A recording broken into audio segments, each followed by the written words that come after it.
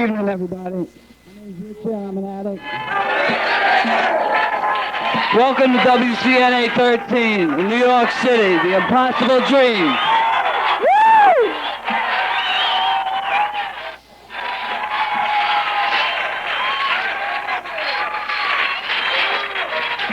I'd like to open this meeting with a moment of silence for the still suffering addict, and we'll follow that with the Serenity Prayer. God, grant me the serenity to accept the things I cannot change, the courage to change the things I can, and the wisdom to know the difference. And to read who is an addict and what is Narcotics Anonymous program is Pat P. from New York City. Hi, my name is Pat, and I'm an addict. Hi, everybody.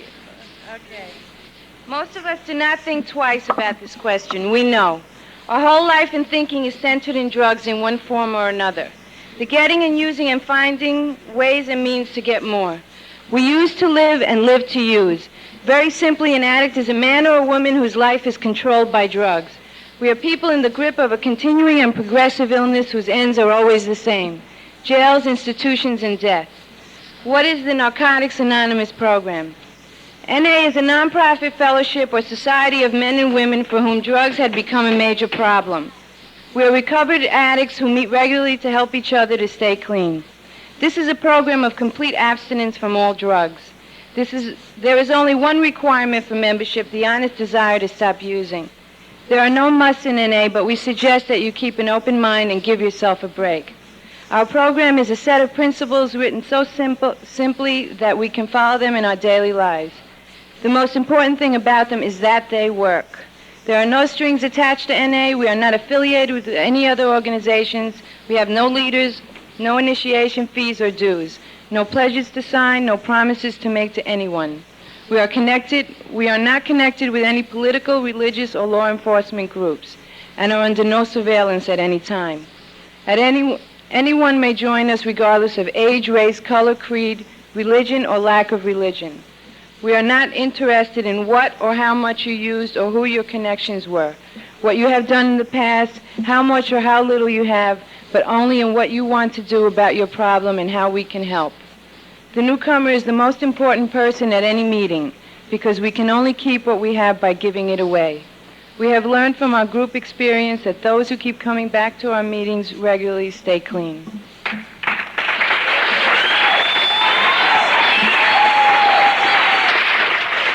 And to read Why Are We Here, we have John C. from New York.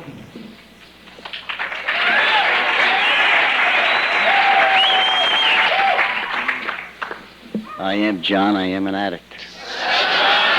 Hello, everybody. Why are we here? Before coming to the fellowship of NA, we could not manage our lives. We could not live and enjoy life as other people do. We had to have something different. We thought we had found it in drugs. We placed their use ahead of the welfare of our families, our wives, husbands, and our children. We had to have drugs at all costs. We did many people great harm, but most of all, we harmed ourselves. Through our inability to accept personal responsibilities, we were actually creating our own problems. We seemed to be incapable of facing life on its own terms. Most of us realized that in our addictions we were slowly committing suicide, but such cunning enemies of life are narcotics and sedation that we had lost the power to do anything about it. Jail did not help us at all. Medicine, religion, and psychiatry seemed to have no answers for us that we could use. All these methods having failed for us, in desperation we sought help from each other in Narcotics Anonymous. After coming to NA, we realized we were sick people who suffered from a disease like alcoholism, diabetes, or tuberculosis. There is no known cure for these. All, however, can be arrested at some point, and recovery is then possible. In NA, we follow a program borrowed from Alcoholics Anonymous. In the last 40 years, more than 1 million people have recovered in AA. Most of them just as hopelessly addicted to alcohol as we were to drugs. We are deeply grateful to the AA Fellowship for pointing the way for us to a new way of life.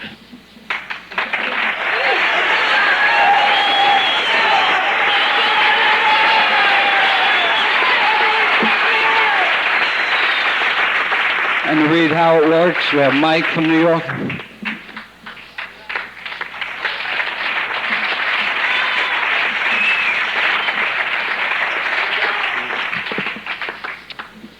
I'm an addict. My name is Mike. All right, how it works. If you want what we have to offer and are willing to make the effort to get it, then you are ready to take certain steps. These are suggested, but they are the principles that made our recovery possible. Number one, we admitted that we were powerless over our addiction, that our lives had become unmanageable. Step two, we came to believe that a power greater than ourselves could restore us to sanity. Number three, we made a decision to turn our will and lives over to the care of God as we understood Him.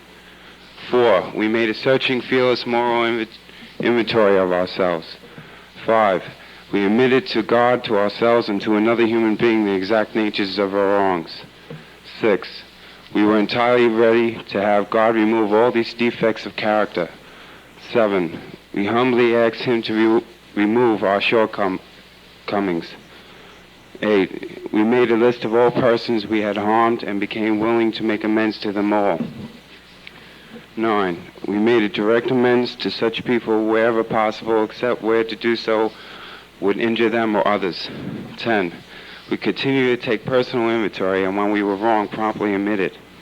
11, we sought through prayer and meditation to improve our conscious contact with God as we understood Him, praying only for knowledge of His will for us and the power to carry that out. 12, having a spiritual awakening as a result of those steps, we tried to carry this message to addicts and to practice these principles in all our affairs. This sounds like a big order, and we can't do it all at once. We didn't become addicted in one day, so remember, easy does it.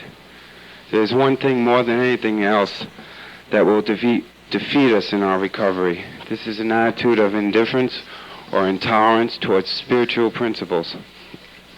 Although there are no must in NA, there are 3 things that seem indispensable.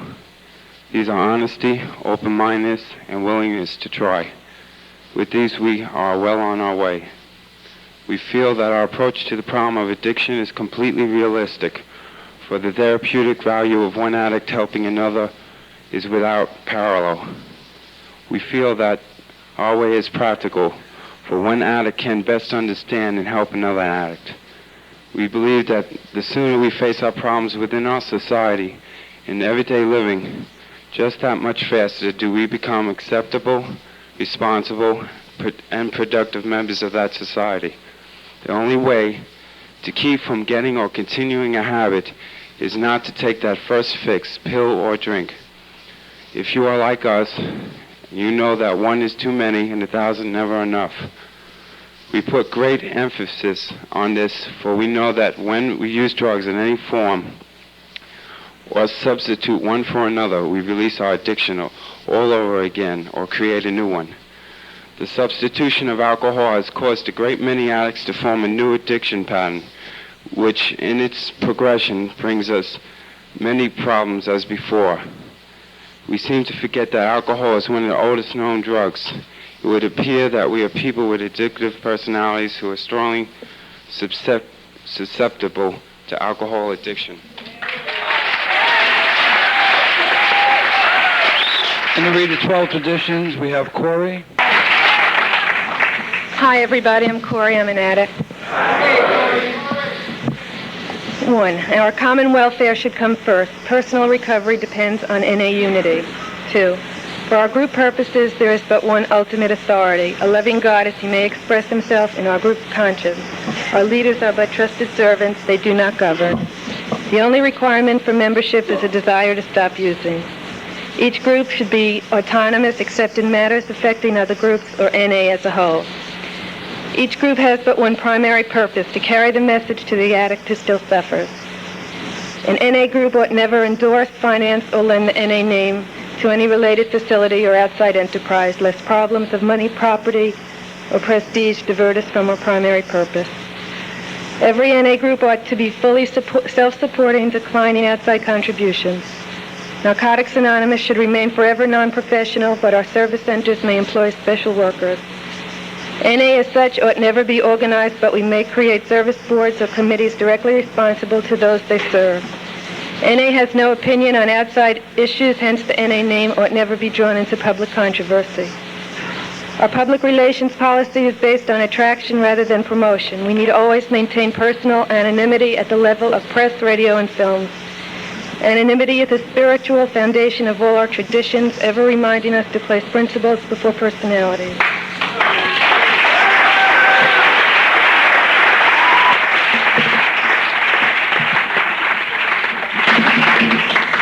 I'd like to take this time to remind the press, if there is any present, of the 11th tradition, which is our public relations policy is based on attraction rather than promotion, and we need to always maintain personal anonymity at the level of press, radio, and films. There'll be absolutely no pictures taken without permission.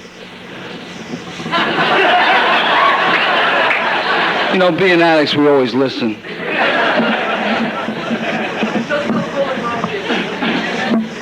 You know, when we bid for this convention last year, a lot of people laughed at us. A lot of people told us we were crazy, and they said we couldn't do it. There wasn't enough time. There wasn't enough people in New York. And you know what? It was an impossible dream, and today that dream became a reality.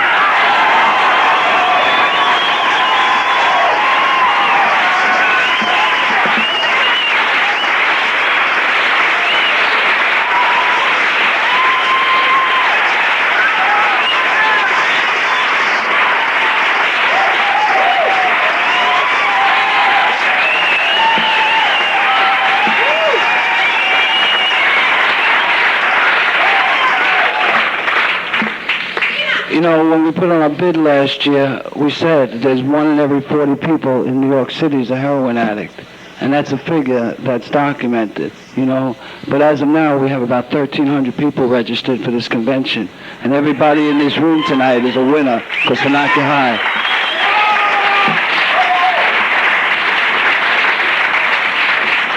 I'd like to welcome everybody from everywhere. And we have people from all over the world here tonight. And Florida isn't considered anything but a 6th borough. Anyway, I have a few announcements to make before we go on to the speakers.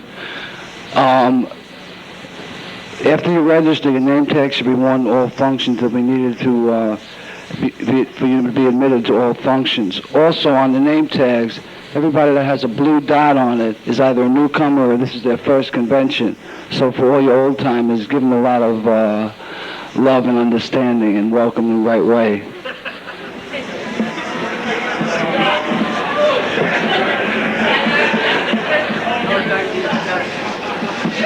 If you have any problems or you need assistance with anything, you'll see people with these ribbons. People with white ribbons are members of the chair people of the committees, and you can see us for anything.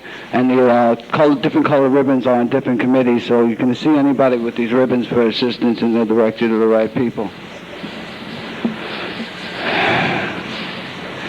Starting tonight, we're also going to have a raffle for an round-trip airfare and a package deal for the next World Convention, exclusive of the hotel room, everything included except the hotel room. And they're going to be $1 a chance, and Sal's going to be taking care of that all weekend. Sal, are you here?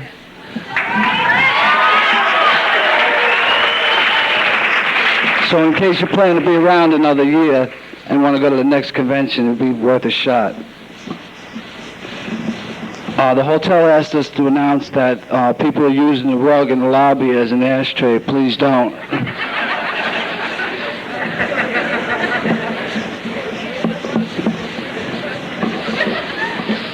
There's some program changes I was asked to inform you about. One is that Naranon has a meeting room upstairs. It's a hospitality room on a conference level. It's a bowling green room right outside the sales convention office, and there's people in there around the clock. Now, starting tomorrow, there'll be 3 Naranon meetings in that room. They're not in the program, at 11 a.m., 4 p.m., and 7 p.m. That's in the bowling green room on the conference level. Also, on Saturday, following the Naranon luncheon, which is from 11:30 to 2:30, starting at 3:30 in that room, there'll be a marathon meeting for the duration of the convention for Naranon.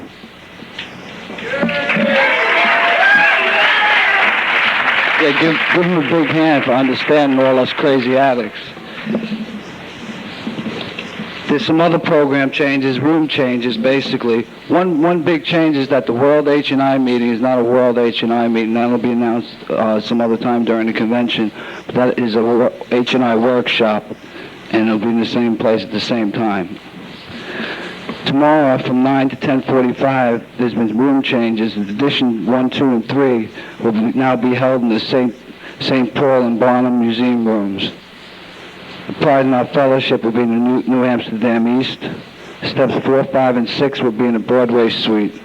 The Spanish meeting has been changed to the Federal Hall Ballroom, and the beginners meeting is in the Federal Hall Ballroom. I'm a little confused. I guess that's at a different time. The Traditions 1, 2, and 3 meeting will be held in the St. Paul's and Barnum Museum Room. Pride in Our Fellowship is in the New Amsterdam East. The Steps 4, 5, and 6 will be in the Broadway Suite. The Spanish meeting will be in the Federal Ballroom. Also, the beginners meeting will be in the Federal Ballroom. I guess that's at 11 p.m. Traditions 7, 8, 9, and 10, which is from 2 to 3:45, will be in the Wall Street Room. And the gay meeting will be in the Federal Hall Ballroom.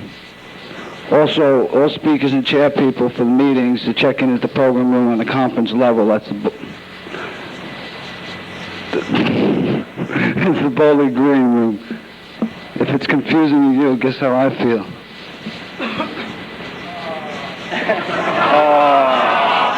Thanks, Pencil Neck. Anyway, tonight we're on it. You know, this is the first World Convention I've been to where we have people from out of this country. The fellowship is growing in leaps and bounds, and it's not only growing in the United States, but it's growing in Europe and Australia, and we have people from other countries here tonight. So tonight, to open this meeting, I'll introduce you to the first speaker and give him a warm welcome. That's John C. from Dublin, Ireland.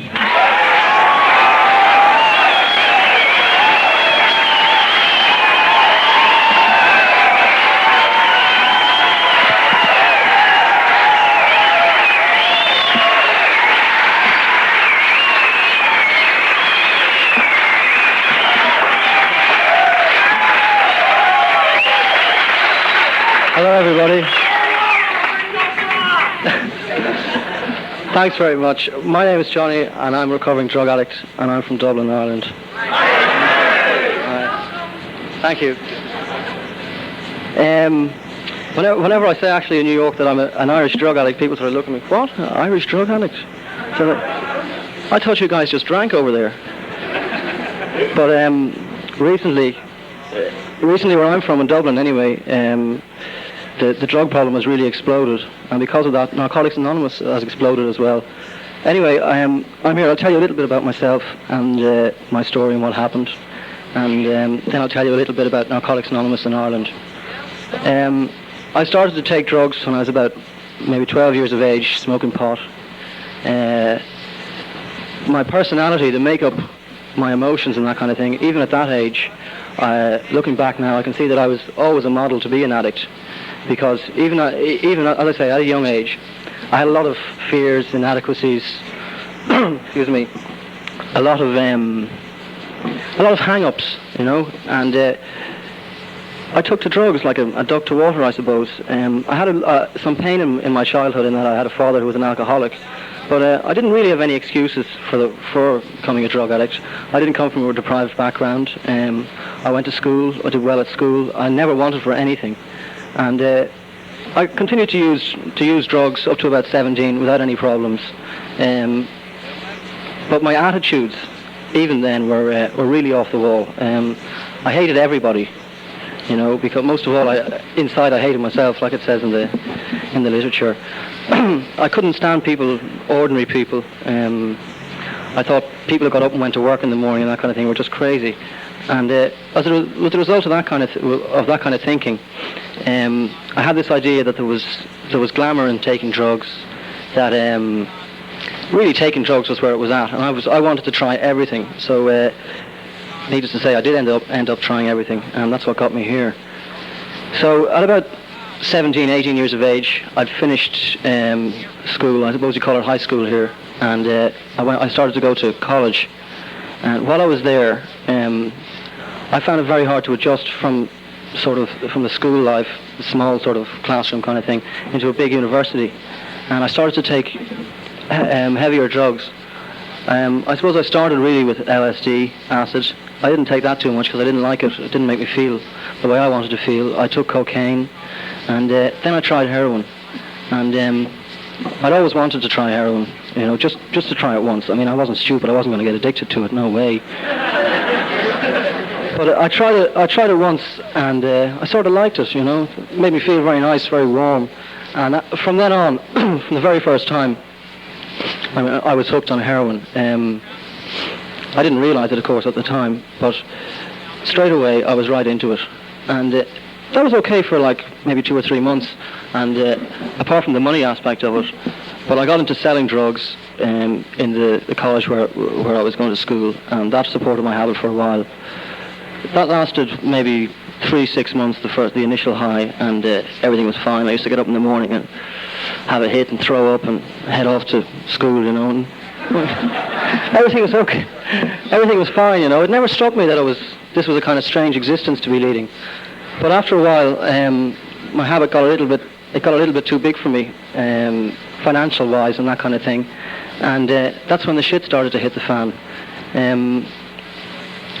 It wasn't really, when I look back on it, until I ran out of money that I ever thought of stopping, But and to a certain extent, I still feel bad about that to this day, that that had to happen. I don't know, maybe if I'd been a millionaire, I could have kept using for longer. But in the end, it all ends up in the same place. So, as I say, after about 6 months, things began to go fairly much awry, and I started to have to steal. I started to have to rip off friends, steal from my family, all this kind of thing. And gradually, in a sort of slow process, I became very, very isolated and very, very lonely. And I started to plumb the depths of fear and despair. And it was like that for me for over a year before I even sort of woke up and realized that there was something wrong with me. I was really bewildered that I'd ended up like that, everything, I'd always had everything, like I say, and I was just blown away that when it came to the time to realize that I was a drug addict and that something had to be done about it. But meanwhile, I got lonelier and lonelier. I became more scared. And every single day of my using, for the last year anyway, was just shot through with complete fear. I used to wake up in the morning. I didn't even want to get out of bed. I was driven out of bed to find some money to go and find some drugs, and this continued for like I say, over a year. I'd moved out away from my family. I'd moved away from all my friends. Any friends that I had, at this stage, I'd hit them for whatever I could get off them. And they didn't really they wanted to see me again, but I didn't want to see them because they reminded me, and they used to tell me, look, what are you doing with yourself? So I was falling apart completely. I remember one time, this was the first time that it really hit me that there was something gravely wrong with me, I'd been strung out for over a year, and one morning I got up, I had no money, I had no way of finding a hit. So I decided to try and forge a prescription for some tablets, DFs or something like that. And I went to the local, I think you call it a drugstore here, a chemist where I come from. And I had this ridiculous prescription in my hand, written, I was sweaty and shaky when I wrote it out. It was a joke, and I left my house, and I met my next door neighbour when I was heading for the chemist to get the drugs. I was strung out, really in bits. And this guy, he was studying the same thing as me in college. It was a lovely spring morning, sunny, and he was heading off, sort of whistling and singing into school. And I really thought, you fucking lucky bastard, It really hit me then, that I was in bits. So anyway, the route that I had to take walking to that chemist was the route that I used to take to junior school when I was maybe 12 years of age. And I got to thinking as I was walking past the places I used to walk past, I got to thinking about the way my life used to be when I was sort of half happy, half normal person. And I started to cry.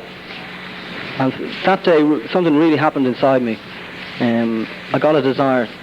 I was sick of being sick. But that didn't stop me from going into the chemist. I went in anyway, and the lady behind the counter took one look at me and took one look at the prescription and sort of shook her head, And I looked at her like pleadingly, and then I started to look threatening. And she said, "I'm sorry, we don't stock these." And I looked at her again, and she said, "Well, maybe I've got 3 or 4 of them."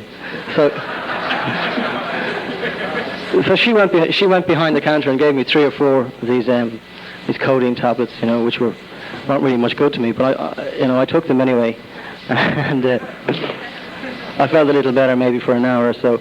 But at this stage, I really was falling apart. I was really plumbing the depths. I didn't know what was wrong with me. I knew taking drugs I knew there was something on that I was taking drugs every day, but I didn't figure. I thought, well, if it was really the drugs, why didn't I just stop? Because I tried like so many times to stop. At this stage, I was promising myself every day, like I'd wake up in the morning and I'd say, okay, none today, and within 2 hours I'd be out hustling. And I began to get very demoralized and hopeless. I didn't really see a way out, and I really thought there was something radically wrong with me. I really thought I was insane at this stage. The guys I hung out with were addicts as well, but they gave the impression to me anyway that they were fine, they could handle it, and I gave them that impression as well. I sort of breezed along and everything was okay, and I was dying inside. In fact, I was dead. I was in the land of the living dead. I was a complete slave to this little bit of white powder, that made me feel so good, and I just couldn't see a way out. I was really bewildered. What had gone wrong? I used to ask myself, how did I end up like this? I never asked myself what I was going to do about it, and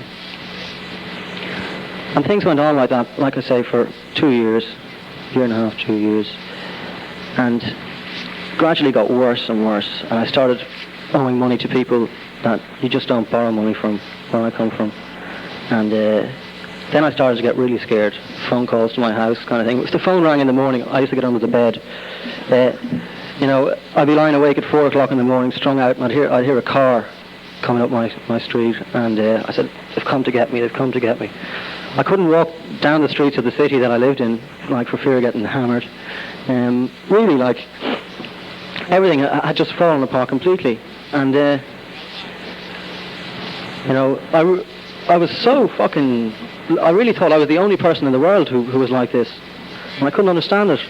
And I went down to the local drug treatment unit, and excuse me, I spoke to a doctor there, and he said to me, "Listen, kid, you're in a bad way. You've got to go out to this rehab place for 18 months to 2 years." And I thought this guy was a lunatic.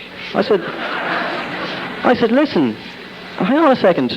I'm not taking that much. I mean, there's loads of junkies that need that place. I don't need it. Just give me some methadone and I'll be fine." And he wasn't buying that anyway. He said I had to come back for the next sort of 3 days at a particular time in the morning, and there was no way was I going to do that.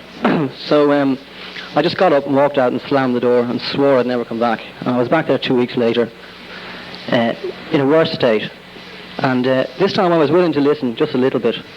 And I talked to a doctor, and he said to me, "Look, you're going to have to go somewhere. You really do need help." And I said, "Yeah, I guess I do need help," because at this stage I'd given it my best shot, and I'd failed miserably. And I sort of knew that I really did need help. I thought maybe 2 weeks in the hospital, dry out, might be okay. I'd never do it again. Like, I'm not stupid. I've had it up to here with this thing. So the story broke at home then as well. My father confronted me one day about stealing some money from him, and I said, "Yeah, listen, I've just been taking a few too many pills recently. I'll be okay." And meanwhile, he himself was sober. Like, he'd been sober about 5 years. He was an alcoholic, and he was great. And he said to me, "Look, you need some help." So the decision was really made for me. The final push that helped me to go into a rehab was the fact that I had university examinations coming up, and if I went into this rehab, I wouldn't have to sit them, so that suited me fine as well. As it was, I was thrown out of the college anyway. But at that time, it was a good enough sort of spur to me to go in and see what could be done. So instead of going to the rehab that was an 18-month program, I went to a place that was a 6-week program, and I still thank God today that I was sent there, not to the other place, because it was in there that I was introduced to Narcotics Anonymous. That was about 27 months ago when I went in there, and the first meeting I went to was an AA meeting. They sent me to an AA meeting, and I didn't know what the fuck was going down. I was sitting there, and they said, I didn't even know what it was. I didn't even know it was an AA meeting, But seriously, and but there was a youngish guy who was doing the chair, and he started to talk about how I was feeling, and I said, how the fuck does he know that, Because he was coming out with all this sort of how lonely he felt and isolated, and how he'd been a lone wolf in his alcoholism. Well, I'd been a lone wolf in my drug addiction, I used to prowl the streets, by myself, seeing what I could pick up. And I listened to that, and then I was sent to a Narcotics Anonymous meeting, and I wasn't too impressed at all, I can tell you. At this stage, there was only 2 meetings in Ireland. One of them, the one in the rehab that I was at, was the original meeting that had started. I think they started off with the name Drugs Anonymous. They didn't know there was a Narcotics Anonymous, I think, and then they found out about NA in America. I went along to that, and there was maybe 8 people there, and people were talking about they were taking Valium and smoking pot, and I said, these fucking guys are drug addicts. What are they talking about, I take heroin, these people are jokers. But there was one... That was how crazy I was.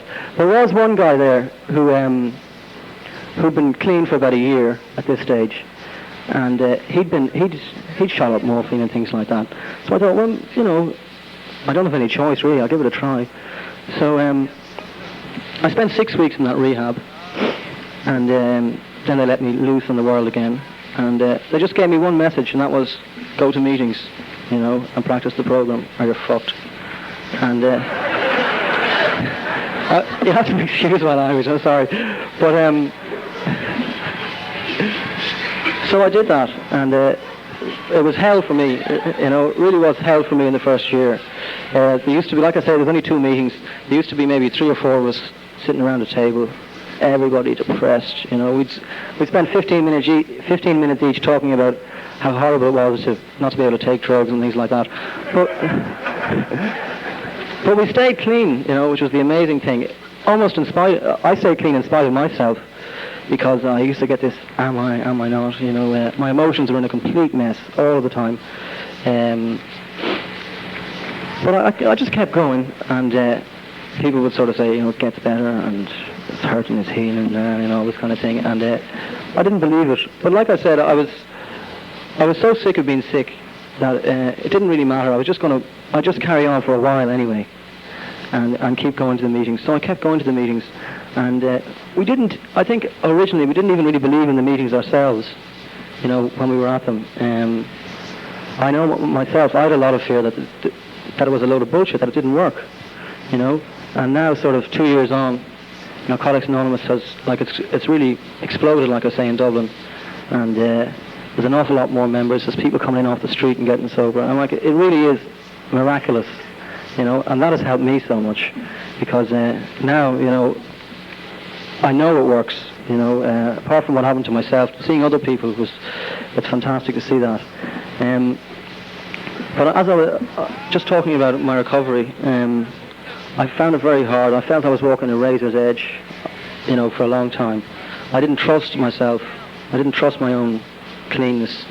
I hated myself an awful lot, and I still find that very difficult today. But one thing was drummed into me: don't hold anything back, share. And I was very lucky that there was a couple of people in particular. They were never officially my sponsors, but there was a couple of people in particular that I could talk to about everything, and I did, because they were the only people that I sort of hung out with at that stage because I was afraid to hang out with my old friends, which was just as well. So I didn't go back to that. So things got better and better, and even when I was feeling rotten, they turn around to me and say, no matter how bad it is, it's better than it was. And when I was honest, I had to admit that it was better than that the way I was feeling, no matter how bad it was, I wasn't using it, and that was much better than where I'd been. Because where I'd been was just nowhere, it was the land of the living dead. And so things got better. NA began to grow in Dublin. I felt I began to grow a little bit. And then I came here in June of this year. And I can tell you, I found it really, really tough in New York, staying clean. And I admire all of the people in NA in New York, because I find it very, very difficult here. I have found it very, very difficult here. I didn't hook in on the meetings like I should have. It's my own fault. I didn't really get round to sharing as much as I should have. That kind of thing. And through it all, I stayed clean. I lost my way for a little bit there. I was working too hard. I was only making maybe one meeting a week, which was just, wasn't nearly enough. And I'd like to thank the people who, some people in particular, who've helped me since I've come here, and who kept calling me even though I wasn't calling them and that kind of thing. They were great, and they've helped me to stay clean. I think yesterday, was probably the worst day I've had since I came here. I don't know if it was the fear of having to speak here tonight, or just general isolation, which I seem to put myself through still, and loneliness. But I really felt it in a mess yesterday. But that's the Narcotics Anonymous program. I'm here today and I'm clean, and I'm hoping that this convention is going to give my sobriety the shot in the arm that it needs. If you'll excuse the pun. So,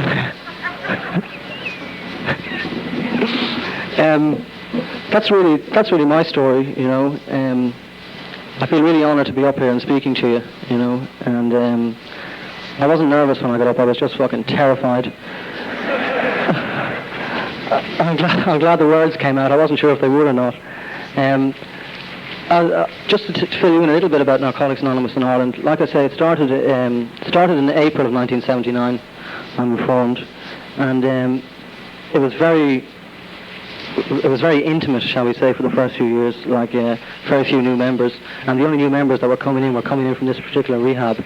But in the last year or so, corresponding with the growth of drug addiction in Dublin, which has really gotten completely out of hand, more and more addicts are coming in. They're coming in off the streets, and they're getting clean. And hopefully, in the not too distant future, we'll be hosting the World Conference. Thank you.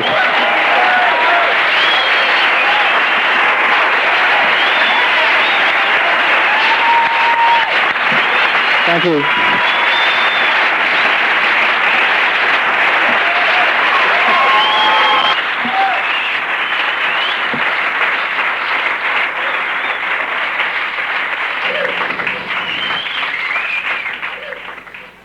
Thank you, John. At this time, why doesn't everybody just stand up and turn to the person next to you and give him a big hug?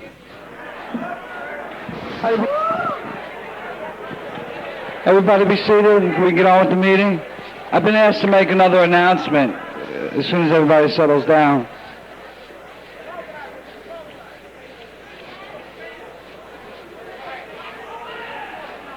Can everybody be seated, please? I've been asked to announce that any cities that are going to be putting in a bid this year for the next World Convention to meet with Bryan, who's around here somewhere, tomorrow morning at 10 a.m. to set up the displays in the foyer outside the ballroom.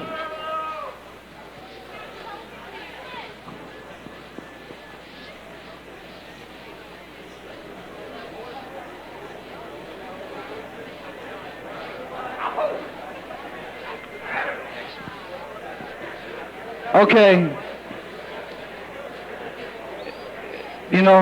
I'm just overwhelmed by all these people here. I wasn't too nervous getting up here tonight. I was too wound up to be nervous.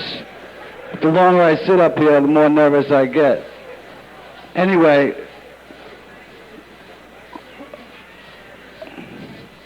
we've heard from Ireland. Now our next speaker is also from another country.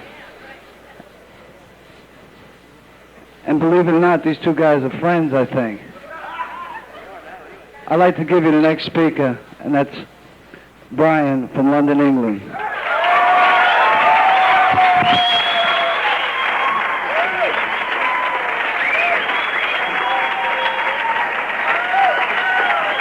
I'll give you a signal, man. If I keep picking the legs, I'll stop keeping the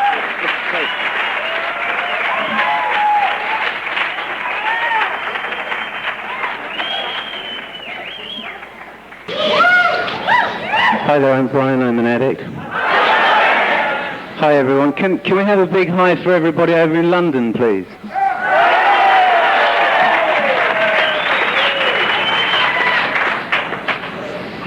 Thank you. The program says Laura was to speak. I don't go around calling myself Laura, not even on Friday night. She couldn't make it. She's got a few family problems. Could we have a big hi for Laura, please?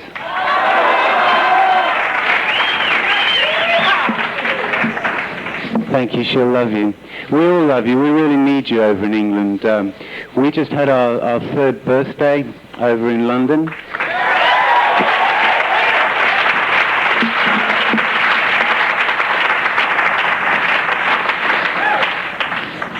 And I'll tell you a little bit about this in a minute. I'm a drug addict, and I'm a grateful recovering drug addict in Narcotics Anonymous. And it's pretty amazing for me to be here, not only the sort of fear I feel, sort of standing up in front of everybody, but just to be in New York and to be part of this amazing organization. I'm a doctor, I'm 35, and I practice medicine and psychiatry in London. And I got into this program about 3 years ago myself. Like John was saying, I had a pretty normal childhood and everything. Everything was, I didn't come from any broken home, and I didn't start taking drugs at the age of 3 or anything like that. I basically... My dad was in the Air Force. He was posted over here quite a bit, and so I spent 4 years in America when I was between 14 and 18. And then when I was 18, I left home, and I didn't have my daddy to tell me what to do, and I didn't have my school to tell me what to do. And basically I did what I wanted to do, and that was take drugs. And it was fashionable to smoke dope, it was fashionable to drink, and that's what I did. And I suddenly found that I went back to college in England, and I started smoking a lot of dope. And everybody told me, you know, how come you're always more stoned than everybody else? You know, how come you're always more drunk than everybody else? And I just thought I was a kind of colourful person, you know, I just used to like to get stoned. However, this carried on for about 3 years, and then I went to London and started working in medical school there. And I'd always been frightened of tablets. I'd certainly never take anything injectable. It was okay to smoke dope and to drink alcohol, but I got into medical school and discovered that there were these amazing tablets that kept me awake all night, and I could study and this kind of thing, so I started taking tablets to keep me awake all night, and then I found I got the shakes the next day, so I took little yellow tablets that sort of took away the shakes a little bit, and gradually I found that I could get hold of pretty well anything.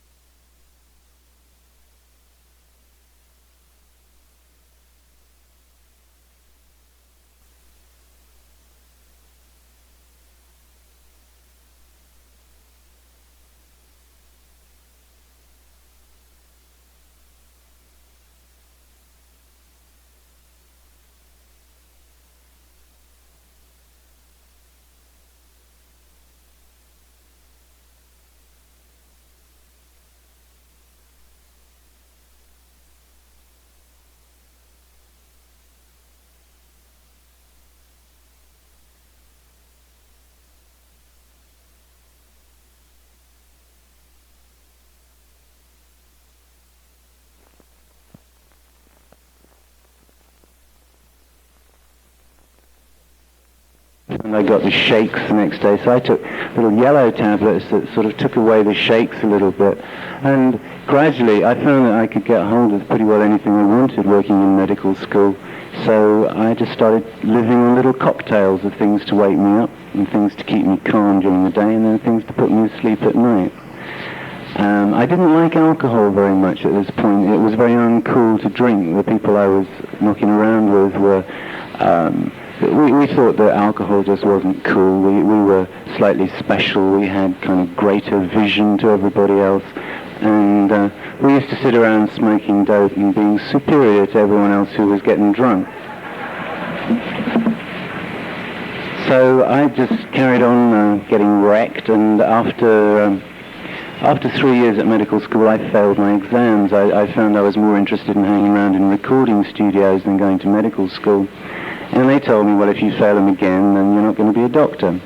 And at this point, I got married, and I got married to someone who's also a doctor, and we were both medical students then. And the one positive thing that came out of that marriage was that we both worked pretty hard, and I became a doctor in 1974. And little did I know at the time that that was really licensed to just find myself with an enormous availability of pretty well everything I wanted. And I pretty soon started helping myself to what I think over here are called the injectables.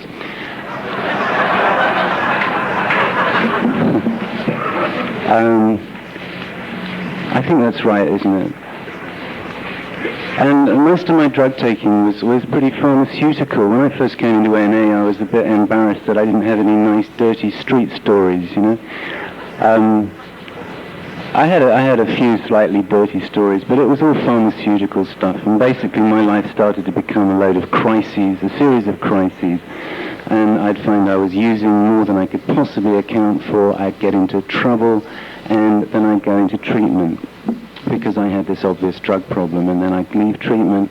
Nobody told me I had an illness and that I had to stop using drugs and stop drinking or anything like this. They just said, look, you're a little fucked up, and if we rehabilitate you, you can go out and you can smoke a little dope and you can drink and this kind of thing. And I couldn't understand why I kept coming out, and I kept going back to my drugs of choice. And I kept messing up. About 4 times I would just find myself having used just 10 times the number of sort of analgesic drugs that I could account for, and then I have to leave and go somewhere else. And life became a series of crises. My marriage broke up, and I began to think, well, maybe I'm depressed. I think I've got a depressive illness, and that's why I find everything so pointless and everything so frustrating, and why I keep using drugs, because I'm depressed. And I didn't know what to do, so I went, I'd resigned from a job because I'd raided the pharmacy. There were no drugs left in the pharmacy, so I had to resign, and I went home, and my mother had been in AA for about 6 years by the time I went home.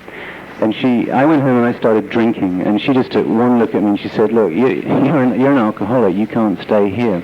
You've got to go into treatment. And I had nowhere else to go. I had no money, I'd burnt all my bridges, and I really didn't like what my mother was saying at all. I mean, AA was fine for my mother, but it certainly wasn't going to help me at all. I was a doctor, I knew all about addiction, I'd been in places like Phoenix House, I knew about rehab, and I had a drug problem. Alcohol was no problem to me. Yeah, I drank a bit, but I was a colourful drinker, and that was okay. I had nowhere else to go, so I found myself in this treatment centre where they said, listen, you've got an illness, and if you keep on using drugs, and if you keep on drinking alcohol the way you've been doing, you're going to die. And you can do something about it if you want to, and that is to stay abstinent and to get involved in these 12-step fellowships, and you can get clean, and your life can become something again. And I didn't want to listen to them, and after 12 weeks they threw me out with the female patient that had also not been listening to them. And I went back to London and started drinking in what I thought was a pretty controlled manner. And I couldn't understand why I kept getting arrested, and why I kept getting banned from restaurants, and why I kept getting into trouble. I just couldn't understand it at all. After about a year, I went to Cambodia. I went and worked with Cambodian refugees, and I carried on drinking. I didn't have any drugs out there. I knew I'd had a drug problem if I got close to any drugs, I would relapse with my drug problem, and so I avoided the drugs, and I drank a lot of strong beer out there. And just before I came back, I was in a hotel very similar to this one. The hotel room in Bangkok was very similar to the room I have at the moment. And it was interesting because today I was just looking around my room. The TV's in the same place. The view isn't quite the same from the window. But I was just so amazed at the difference in the way I was feeling today compared to the way I was feeling then. And I'd just come out of a refugee camp. I was in this crazy city, and I came back to Europe, and I just could see myself for the first time objectively ever. And I just knew that I had to do what these people in treatment had been telling me to do 2 years previously. It was a very calm thing. There was no great thunderbolts or anything like that. I just knew that I had to stop using, and I had to get into recovery. And that's what I did. It was a very calm decision about 3 years ago. What I had no idea about, though, was the difficulties of recovery. I suddenly discovered that I just had no idea how to do anything at all. I didn't know how to do my laundry. I didn't know how to make my bed. I didn't know how to speak to girls. I didn't know how to do anything without getting a little stoned on something first. And the whole of the last 3 years has been about learning how to live for me. It's had its very difficult times. It's had its moments of isolation when I've just found things. I just, find myself socially tongue-tied and difficult to sort of relate to people and that kind of thing. But I find when I work the program, when I do what you've told me to do, which is basically get to a lot of meetings, to share when I'm hurting, to get hold of my sponsor, to get to meetings and get involved in the whole damn thing, then I find it works. And I started off in the other fellowship, and then a couple of years ago came to NA in London, where we had about 8 people, and we all sat around once a week. And up till a year ago, we only had one NA meeting in London.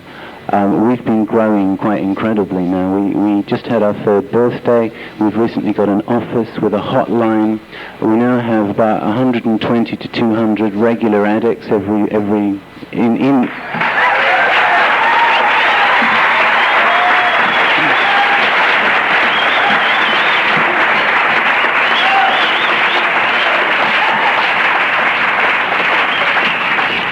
And we've also got a whole lot of drug addicts who are very sick. And the medical profession in England is about 10 years behind what's happening over here. We have very few treatment centres. We've got more coming. But currently, most drug addicts go along to the health service. We have a national health service, and they're put on a methadone maintenance program. And at the moment in England, NA is looked on as like the Moonies or some kind of voodoo outfit by the medical profession. And we really need you, because we've got a lot of heroin in England. Iranian heroin is very cheap in London, and we're having difficulties getting NA recognized by people, getting credibility, and getting our act together, just like I understand people are having difficulties over here. About 3 of us came over to Memphis in November. We went to the service conference that was there, and we learned an awful lot. And we went back very exuberant about NA. We talked about cooperation, not affiliation, and it hadn't occurred to us before that people in NA over here weren't going to AA, for example. We thought that it was all the same thing.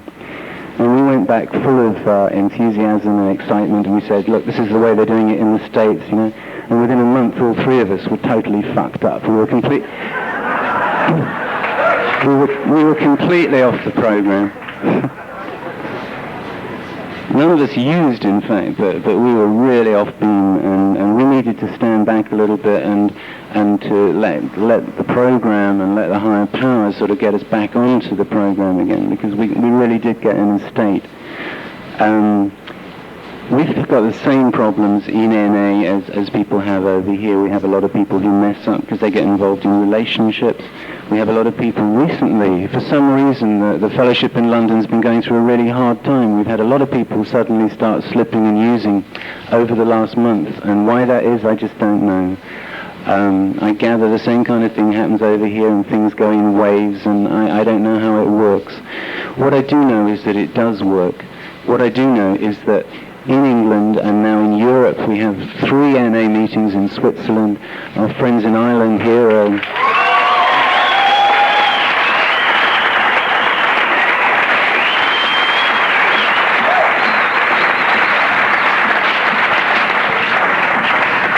Our friends in Ireland are really amazing. They've got the right kind of personality for this kind of thing, I can tell you.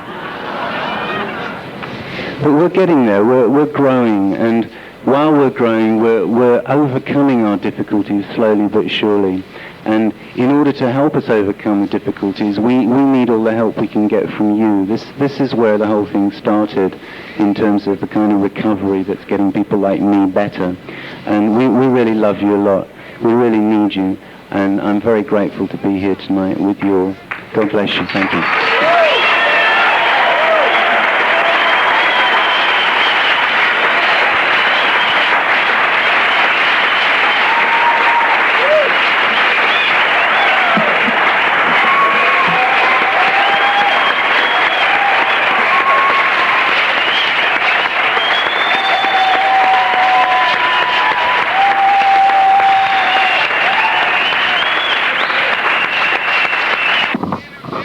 Before we go on to the next portion of the meeting, I just want to take this opportunity to welcome home some friends here.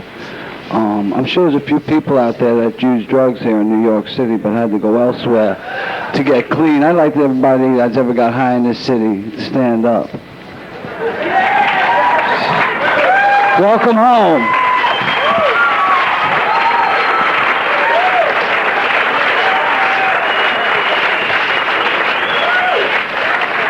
You know, now there's NA in New York, and there is recovery from that disease we all have, and I'd like to welcome everybody.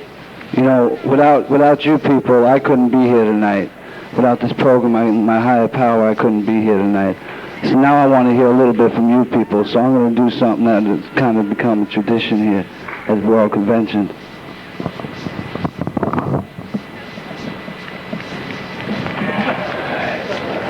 Come on up.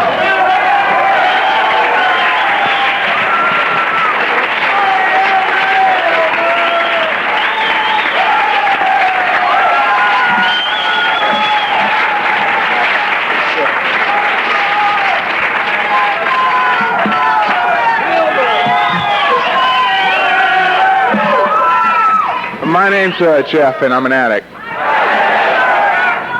And we're from Florida, all of us.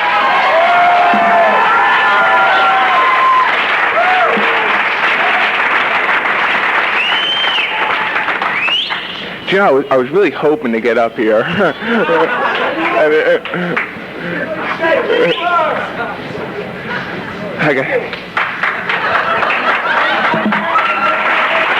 None?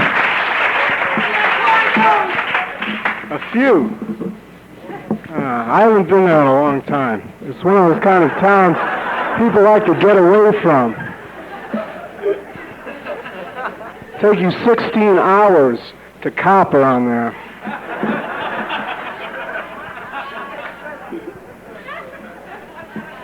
I was one of those guys that would do it too, day after day.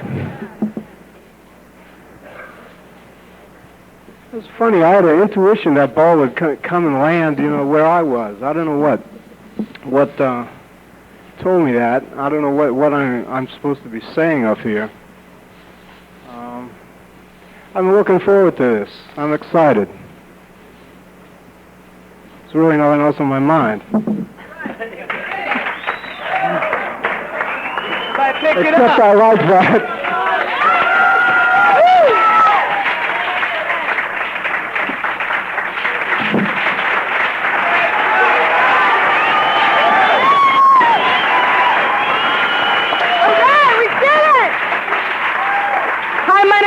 And I'm an addict.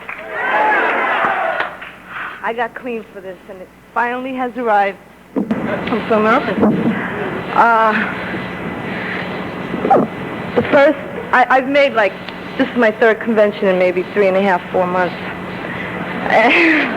As you can tell, I'm pretty excessive here. The first one I learned a lot. That was in Pennsylvania.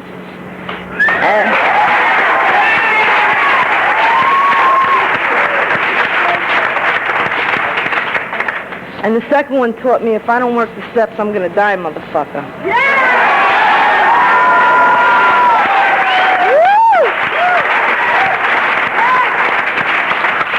So I'm happy to say I did my 5th step 2 weeks ago in Florida. And I'm celebrating a year this month. God bless you. Have a great time.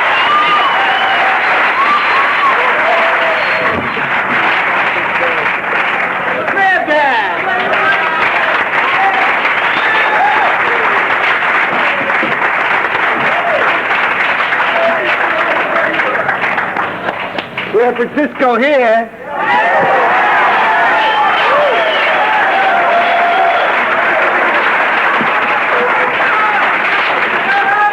My name's Steve. I'm a drug addict. I had to leave this town to get sober. I left this town and went to Miami. Spectrum House twice, Village South twice, Concept House. 65, 645. That mean anything to anybody? Nobody ever been in Elmira, huh? I can tell you something.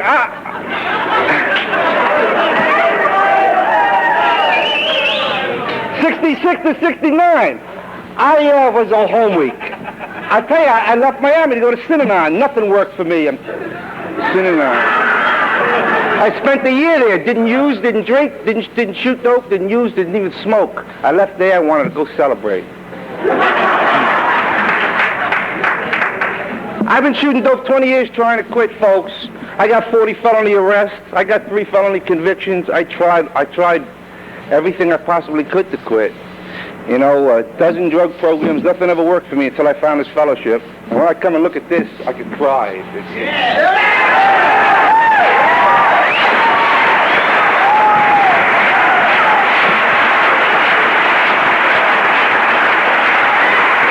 But I want to tell you what this is. I want to tell you what this fellowship is to me. This is just my opinion. It's all spiritual. It's God, in my opinion. I look at the 2nd step. I look at the 3rd step. I look at the 6th step. I look at the 7th step. I look at the 11th step and the 12th step. And they all mention God, you know. And I had no belief in God. God was the cause of giving me 5 years in the state penitentiary one time. God was the cause of getting a bullet put in my chest. God was the cause of knife cuts and all this garbage. God was the cause of everything, but it was me, see. When I got this fellowship, and I had 2.5 years in this fellowship, 2.5 years, and I wanted certain things. I wanted the nice car and the money and the sweet old lady, and I got it. You know that? And I got it, and I ended up getting high again for 2 days.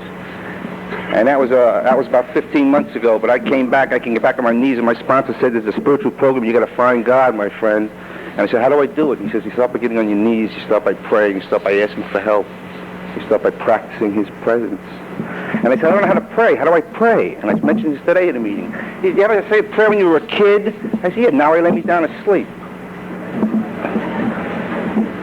And I'll tell you what that prayer is. And I'll shut up in a minute. I'm in New York. I talk. I'll tell you what that prayer is. That prayer is one of the highest forms of prayer you could ever make. Because I'll tell you, when I was a kid, I said, now I lay me down to sleep. That was, dear God, I'm going out, you know. I'm going to sleep now. Please take my life. Because while I'm sleeping, I don't know, the boogeyman's going to get me. And now in the 3rd step, when I get on my knees and I meditate for half hour every morning, and I do, that's what I need to do. But when I get on my knees and pray, I say, dear God, I'm waking up now. Please take my life. Because I can't handle it. You know, I fucked it up for 20 years, dear God, and I can't handle it. Please take it. And then I get up, and when I get up, that's when the act of faith comes in. Because then I say, my life is no longer mine. Let me see what this day is going to unfold for me. Let me try to do his will this day. Be good. Think good. Change my ways, you know. And I'm going to tell you what it's done for me. My whole life has changed, man. You're looking at a guy that's totally not the same. I look in the mirror, I don't even realize it's me anymore. And I owe this to this fellowship of Narcotics Anonymous and another fellowship. I am so in love with the steps of this program. And it says, man, I work these steps. It says I'll have a spiritual awakening. You know, it says I'll have some spiritual truths presented to me that will totally transform me and make me a new human being in body, mind, and soul. And it's done that for me today. And I want to tell everybody I love everybody, and this is a miracle.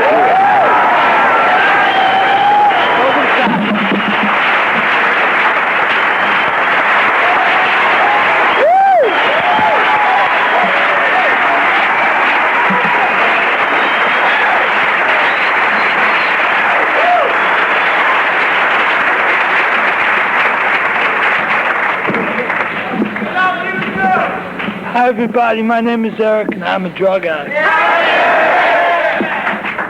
And I'm pretty choked up, man. This is the most beautiful thing I ever saw in my life, you know.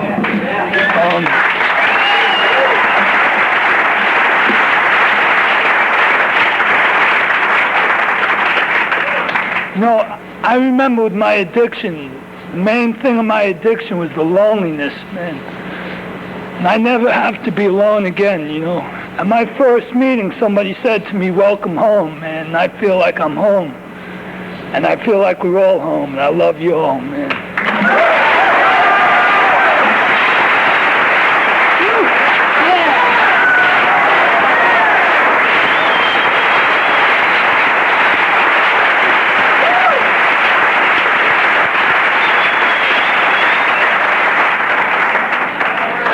My name's Karen. I'm an alcoholic and an addict from Florida.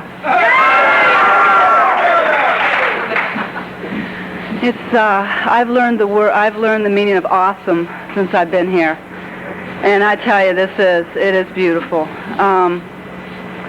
This man that was speaking about God was really touching me because that's what I feel in my life today.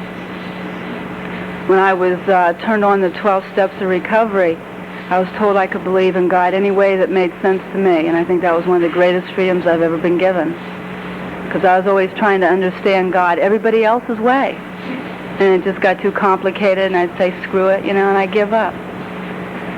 But I have learned about a higher power, and I've learned about a power that's changing my life. It's changing me inside, and the last few months of my recovery has been the best that I've experienced. You know, I'm beginning to experience having a spiritual experience, you know, with these steps. One particular step in, step 7, humbly asked him to remove our shortcomings. And, you know, I fought the pain. It's a lot of pain to getting sober and clean and staying sober and clean. And I was always afraid of it. And one great thing I've learned is that humility is the healer of that pain. And that began to make me feel real good. And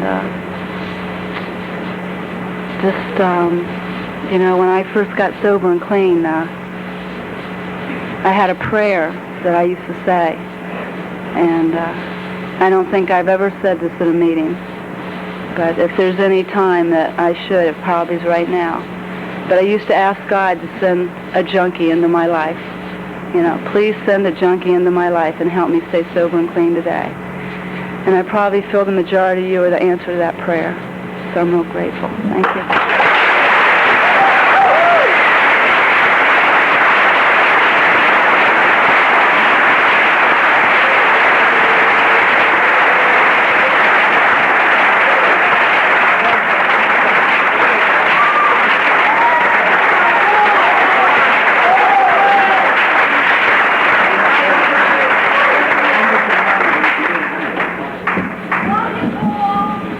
Love you, Therese. I'm a grateful recovering drunk and a junkie. My name's Paul E. It's amazing there's so many people clean here who aren't members of Progressive Recovery, the best group in America, in Fort Lauderdale, Florida. But, you know, I'll tell you, I'm rushed out here. One of the biggest rushes was when Kevin came and picked me up today. And we decided to take Karen by where I used to live in Cop and by where he used to hang out. You know, all of us from this town hung down there, down around 6th Street, Avenue B and C. Like Terry says, Alphabet Land.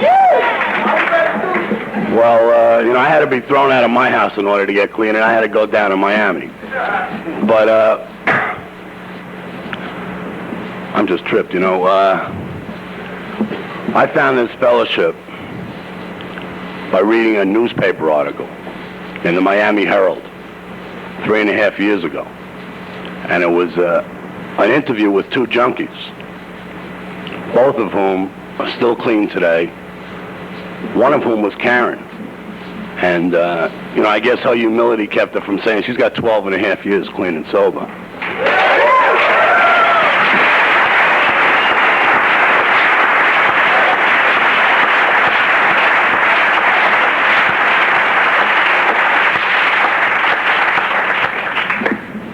And when Steve was talking, I don't know Steve, but what he said just went right to my gut, man. Because if he thinks he had trouble finding God, he used to say prayers. I was brought up Jewish in this town. I never heard the Lord's Prayer till my first NA meeting. That's the God's honest truth, man. And I went on a search that was pretty seriously, pretty hurting. But today I have a God of my understanding, and that's the reason I'm clean. Because he allowed me to live while others died. And I'm truly grateful, and as long as I remain grateful, I won't put another spike in my arm. I love you all, man. Let's really get down this weekend.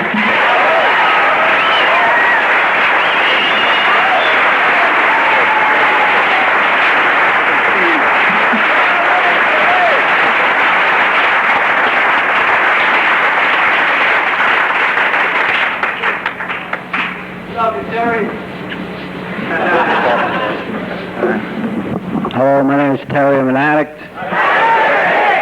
I grew up in recovery in New York City, and it's possible. And I don't know, for me it started with the 11th World Convention of Narcotics Anonymous. And I found out about NA in Florida. I got clean and sober and out of the fellowship. And that's what we had here then, And a lot of people couldn't accept it. And I walked into that World Convention in Florida, and I seen all those dope fiends, man. And they were having fun and rocking and rolling and carrying on. And I said, God. And we had a ball, man, and somehow we got it started here, and it just keeps rolling. And like last year, we went to the 12th World Convention. We didn't know what the hell we were doing, but we put in a bid, and like that guy said, there's a God-given program, and God gave it to us. And we brought it back, and it's all up to him.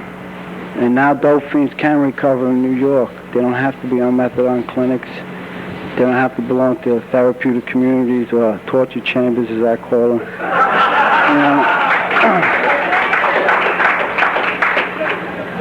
They can find a God at their understanding, nobody else's. And I don't know, it's beautiful. I want to thank you.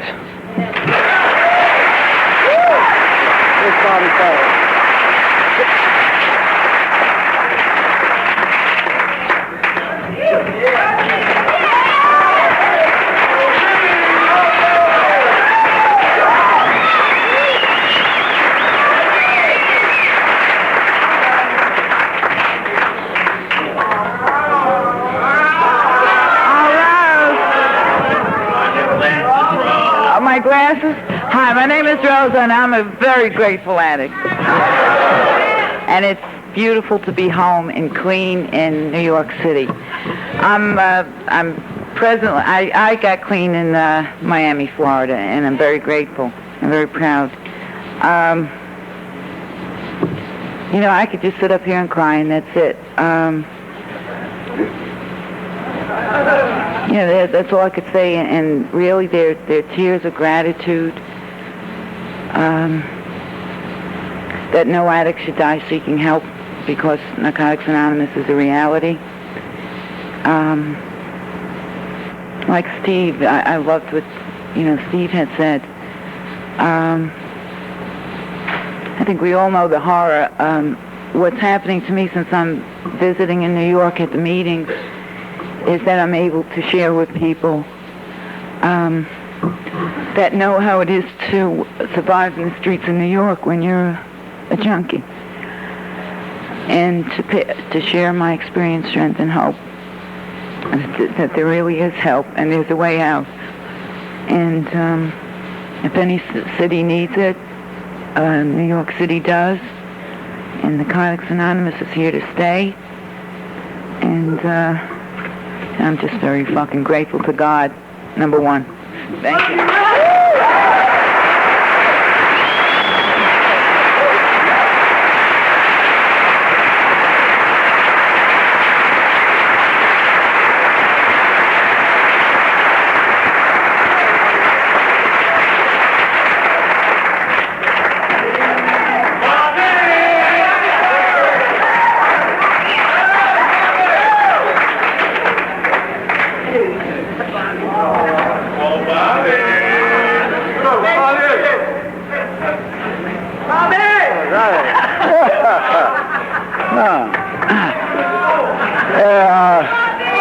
All right. Yeah. Oh, my name's Bob. I'm an addict and an alcoholic. Yeah. You know what? 2-3 years ago, I went to Miami, Florida, to that convention that Terry was talking about. And I met a bunch of people down there that really became a part of my life, just like you people have, but those people more so, you know, and I really love them. You know, this is really fantastic to see all these people here. I've been to New York City many, many times when I was going to sea and I was just traveling through, you know, and I'd jump off a ship and I'd run up and I'd try to cop, you know, and I'm sure glad I'm passing through. And I don't have to do that no more. You know, I copped an attitude coming from the airport. It cost me $25. My son was supposed to pick me up, you know, a little pencil neck right here. Hey, pencil neck! Pencil neck is right there. Hey, you know what? Stand up, stand up.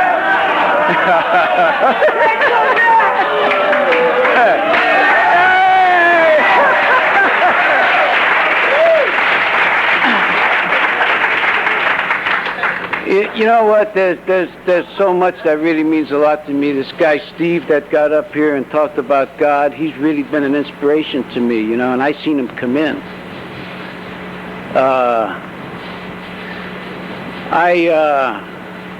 You know, I'm just passing through. The guy got up here and says, anybody here from St. Louis? You know, I'm not from St. Louis. I'm going to St. Louis from here. I got a daughter over there, just gave birth to a 6-pound, 13-ounce boy.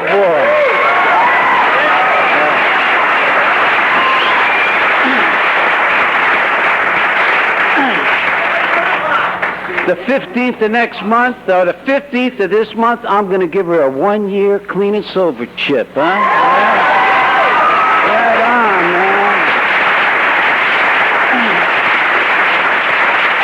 And you know why she's going to get that chip? Because of what this program taught me, that this is a program of attraction rather than promotion. And then in San Francisco, I've been talking a lot about this, you know, about being grateful for what this program has done. You see, I could have had her by the throat many, many times with a handful of literature, you know, and saying, open your mouth, little sister, I'm gonna shove it down your throat. You're gonna get it. But I never did that, see? I told her, little sister, if you need help, you know what to do. You pick up the telephone. You can either call me or you can call the hotline, you know. Or if you just want to talk, call Old Dad. You know, this is a program of attraction rather than promotion. And when you've been around for a while and you've been doing all the things that people suggest to you, you know, one day at a time, you know, and working the steps or dying like some poor sucker, you know, or whatever, you are something to attract somebody that wants to get sober. And it's fantastic. And you know what? I'm really proud and grateful to be a member of this here. Thank you.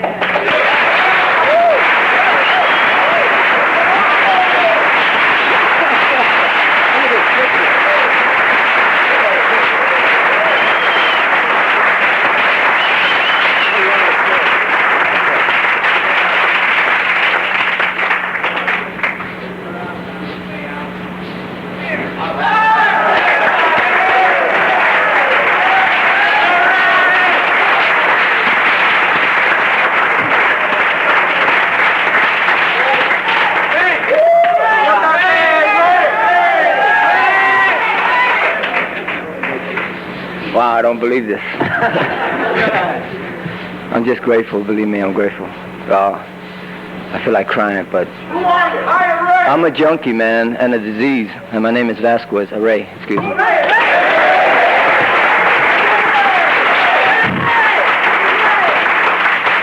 And I guess I'm from that other country, Harlem, you know?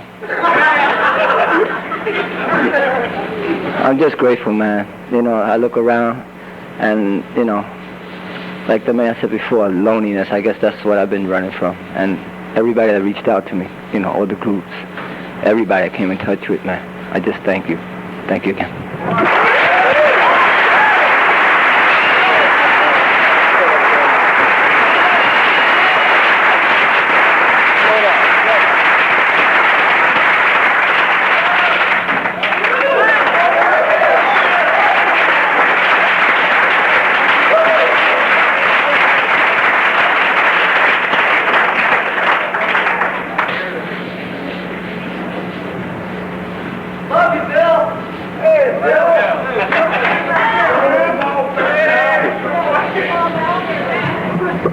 Hi everyone, my name is Bill and I'm an addict.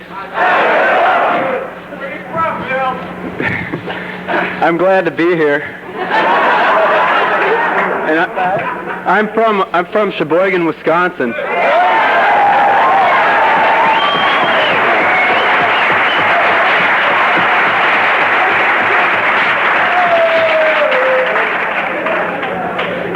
I was sitting there in my little chair over there before, and somebody said that was standing up here that they could feel that ball was going to come to them, and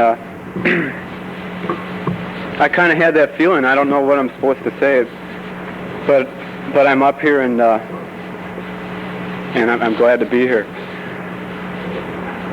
I'm at a real loss for words, but I know for me, sharing is where it's at.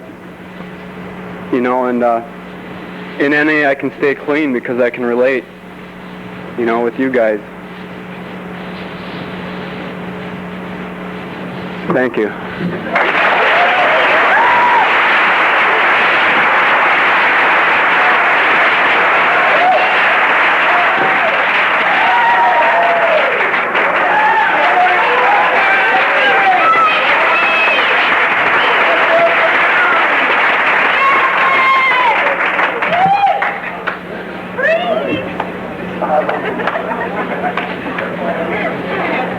Hi, everybody. My name's Bryan. I'm a grateful recovering addict. I'm from Central Maryland.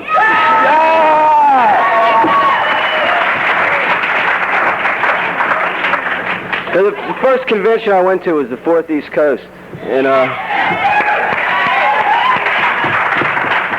I'm looking out and I see a lot of people that I met there, and yeah, it's all right, baby. And you know, just hanging out in the lobby today and getting hugs from all these people and just saying hi and seeing faces and not remembering names, and just feeling that love, you know, and I can feel that right here, you know, and there's just something I want to share with you all that this guy named Frank from Philadelphia says. It's a simple way to stay clean is don't use, go to meetings, and change your whole fucking life.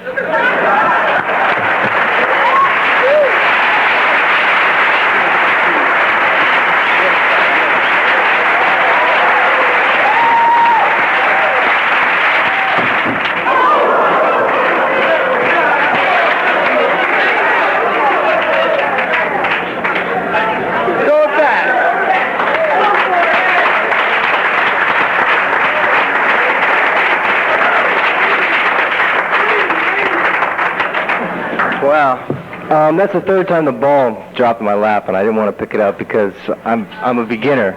But maybe it was...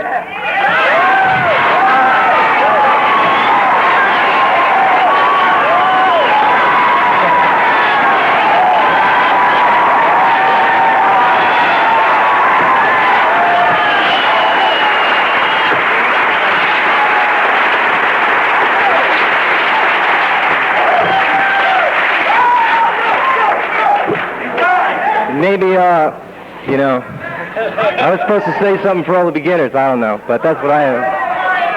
Anyway, it's really great to be here. Oh, my name's Chris, and I'm definitely an addict. Anyway, I'm from New York City.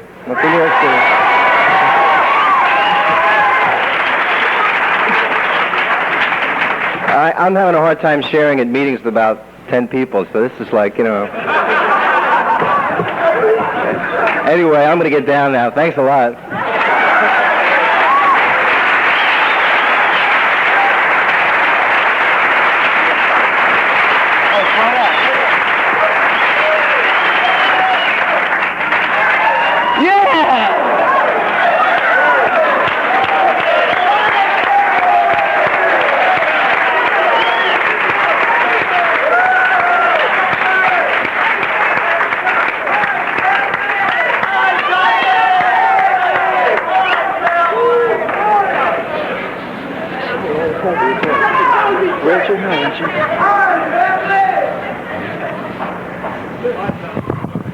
My name's Tuffy. I'm an addict. Yeah,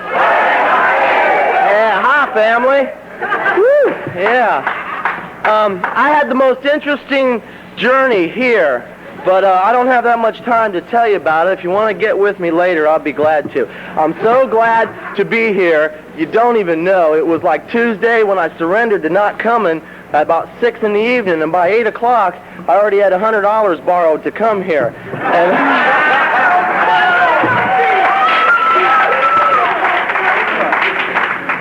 I'm from Miami, Florida.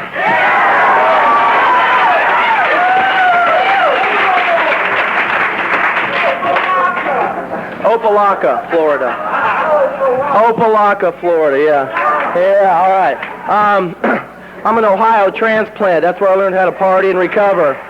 Ohio, yeah. Anyway, I love y'all. I'm real glad I'm here. It was a real interesting journey. I'll tell you a little bit about it. The plane left and left me at the airport. That's not the funny part. It came back and got me.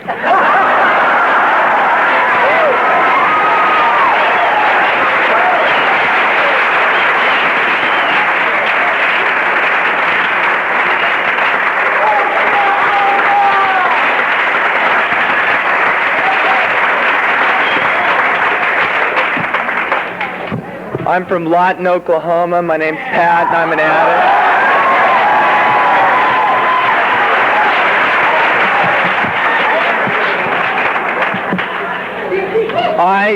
Before I came here today, I had never been east of the Mississippi River.